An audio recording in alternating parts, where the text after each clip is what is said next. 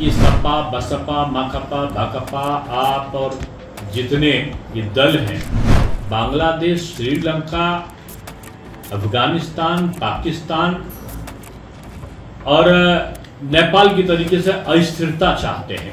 विपक्ष के दल हैं, सत्ता में आने की आतुरता में वो देश और राष्ट्र की चिंता भूल जाते हैं। एक उनके विधायक बिजनौर साइड के, वो तो हिंदू और मुस्लिम में विभेद पैदा करके चुनौती देने लगे। विपक्ष की घबराहट, धड़कनें बढ़ चुकी हैं। मुस्लिम आबादी बढ़ेगी तो हम ये कर देंगे।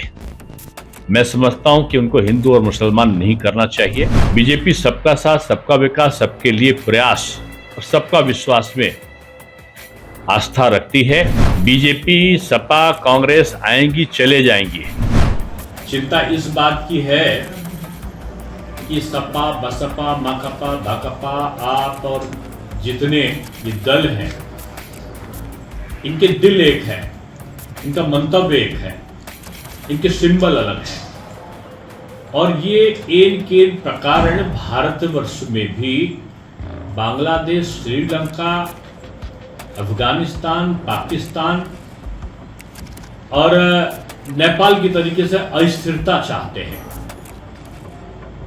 और ये विदेशी शक्तियों और उनके एनजीओ जो चलाए जा रहे थे तथाकथित, और जिनके बारे में स्पष्ट है कि उन्होंने तख्ता पलट में इन देशों में वो बढ़ चढ़ के भाग लेते थे। कांग्रेस के एक तथाकथित वरिष्ठ नेता अभी अमेरिका में उन तमाम पाकिस्तान समर्थक और भारत का विरोध करने वाले लोगों के साथ गलबैयां करते हुए दिखे। ब्रिटेन में जाकर भी उनकी भाषा वैसे ही हुई और भारतवर्ष में भी सीएए को लेकर कुछ इस तरीके से जगह जगह पर प्रदर्शन हुए थे शुरुआत में, जो जैसा कि बांग्लादेश उसमें करने की कोशिश की गई थी, लेकिन योगी जी और मोदी जी के रहते वो असफल हो गया था। ये जो विपक्ष के दल हैं, सत्ता में आने की आतुरता में वो देश और राष्ट्र की चिंता भूल जाते हैं। सलमान खुर्शीद ऐसे पुराने कांग्रेसी नेता कहते हैं कि बांग्लादेश के हालात जल्दी भारतवर्ष में होंगी। एक समाजवादी पार्टी के नेता संतों पर टिप्पणी करने लगते हैं और एक उनके सांसद भगवान शिव को भी नशे का और तमाम किस प्रकार के आरोप लगाने लगते हैं खुलेआम, जिससे लोग हिंसा करें। एक उनके विधायक बिजनौर साइड के, वो तो हिंदू और मुस्लिम में विभेद पैदा करके चुनौती देने लगे कि मुस्लिम आबादी बढ़ रही है और हम क्या कर देंगे। यानी वो चाहते हैं कि हिंदू और मुस्लिम में दरार आए, दंगा हो, अस्थिरता आए। रेल जिहाद हो रहा है, जगह जगह रेल पटरियों पर गैस के सिलेंडर और सीमेंट के बने हुए पत्थर पड़े हुए मिल रहे हैं कि रेल यातायात से बड़ी संख्या में लोग हताहत हो जाएं। ये भी हमको लगता है इसके पीछे नियति होगी।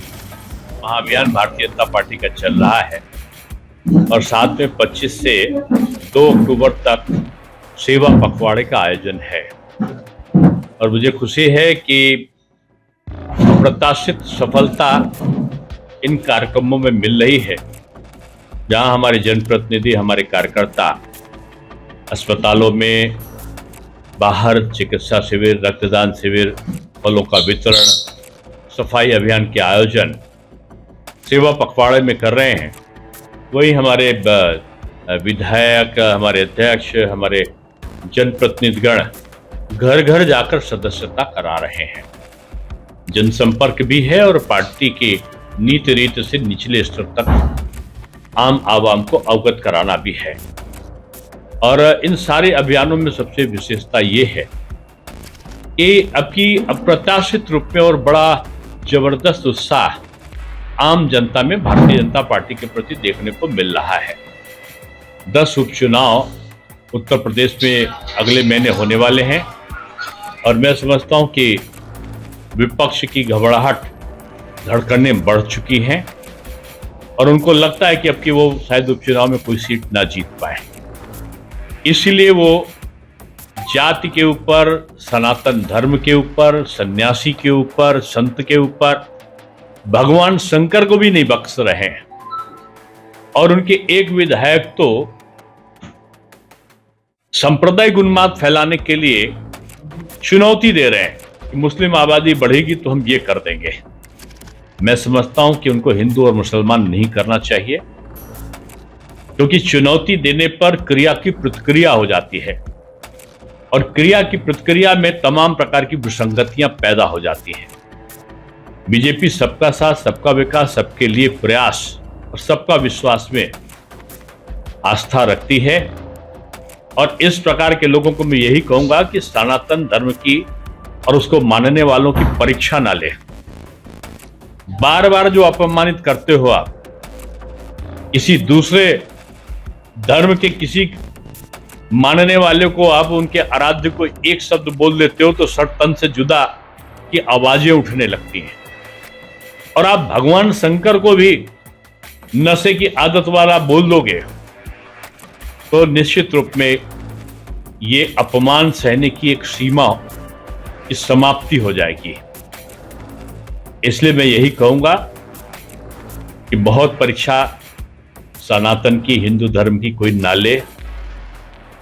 बीजेपी, सपा, कांग्रेस आएंगी, चले जाएंगी, लेकिन सनातन ये हमेशा जीवित रहने वाला परंपरा है। ये सबको साथ में लेकर जाने वाला मान्यता का नाम है।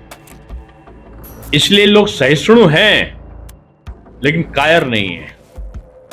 और मैं यही कहूंगा कि किसी को भी एक दूसरे के धर्म पर टिप्पणी करने का और धर्म गुरुओं पर टिप्पणी करने का अधिकार नहीं होना चाहिए और विपक्ष को इस प्रकार की बयानबाजी से बाज आना चाहिए। देखिए, नई शिक्षा नीति का भी मैं 2020 की शिक्षा नीति के बारे में भी मैं बोल के ख्वाजा मोइनुद्दीन चिश्ती विश्वविद्यालय से आ रहा हूं। पूरे देश का सम्मेलन था और नई शिक्षा नीति बनाने वाली जो टीम थी उसमें मैं भी एक अंग था, विशेष आमंत्रित के रूप में। ये भारत की दशा और दिशा दोनों को बदलेगी। इसमें शिक्षकों का एक तरह की योग्यता का परीक्षण और उनमें उनकी क्षमता में वृद्धि का प्रयत्न है। उनके ट्रांसफर्स बहुत ना हो, उनकी पढ़ाई की रीति नीति में अंतर आएगा। विद्यार्थियों के कोर्स शेड्यूल को व्यावसायिक शिक्षा से जोड़ा गया है और साथ में सभी भारतीय भाषाओं को सम्मान देकर उनके समन्वय की बात भी इसमें की गई है। मैं समझता हूं कि नई शिक्षा नीति जैसे जैसे लागू होगी, छात्रों का सर्वांगीण विकास भी होगा और अध्यापकों की शैक्षिक क्षमता में भी समृद्धि होगी। मैंने शिक्षा मंत्री के रूप में फी रेगुलेशन एक्ट बनाया है और वो अभी चल रहा है। तो मैं समझता हूं कि कहीं भी फी रेगुलेशन एक्ट के अंतर्गत अगर कहीं ज्यादा फीस लेने की शिकायत है तो जिला अधिकारी के अंतर्गत एक कमेटी की गठन का प्रावधान है। जो पीड़ित पक्ष है वो इसकी शिकायत कर सकता है और संबंधित विद्यालय के खिलाफ कठोरतम कार्रवाई का प्रावधान भी हमने उस एक्ट में कर रखा है। देखिए, यही फ्रस्ट्रेशन है। भी मैंने इसी बात को बोला है कि विपक्ष की मानसिकता अस्थिरता की है। इसका मतलब ये मैं नहीं कह रहा हूं कि विपक्ष गैस का सिलेंडर रख रहा है, ऐसा मैं नहीं कह रहा, लेकिन इस प्रकार की मानसिकताओं को पुष्ट और बलिष्ठ जरूर कर रहा है।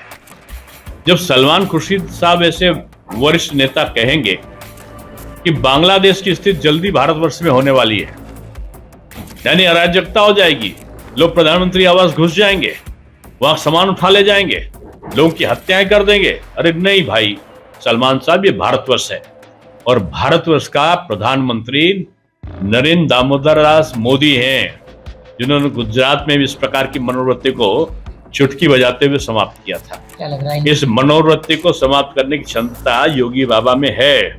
नहीं, मनोवृत्ति अस्थिरता की, मनोवृत्ति अराजकता की, मनोवृत्ति भारत को अस्थिर करके समाप्त करने की, नहीं हो सकता भारत को समाप्त करने की योजना। उत्तर प्रदेश में तो सघन जांच पहले ही से चलती है जब से योगी जी मुख्यमंत्री बने हैं, और हमारा खाद्य विभाग बड़ी तेजी से जांच करता है। दिवाली, होली, रक्षाबंधन, भैया दूज आप देखते होंगे जगह जगह खाद्य सामग्रियों की चेकिंग होती है, और योगी जी ने कड़े नियम भी बना दिए हैं, अब तो दुकान पे नाम लिखने के भी।